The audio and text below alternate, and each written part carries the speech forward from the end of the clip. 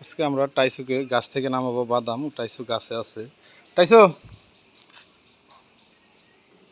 দেখেন টাইসু কিভাবে খারা যুদ্ধ করস, একটু আস্তে ধীরে ল, এনে থেকে খা।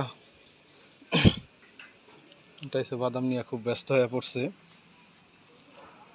আস হাতে পর, সে গাছে উঠে গেছে। টাইসু দেখবো কোথায় গেল, বাদামটা নিয়ে সে লুকায় পড়ছে আবার। টাইসু বাদামটাকে খাচ্ছে। আব্বু বাদাম নিয়ে আসো। এই যে টাইসু বাদাম খাইতেছে। বাদামটা নিয়ে গাছে রাখলে ধরে দেখেন কোন জায়গায় যায় খাইতেছে। সকালে ছেড়ে দিছি রুম থেকে, প্রতিদিন রুমই থাকে, কিন্তু সকাল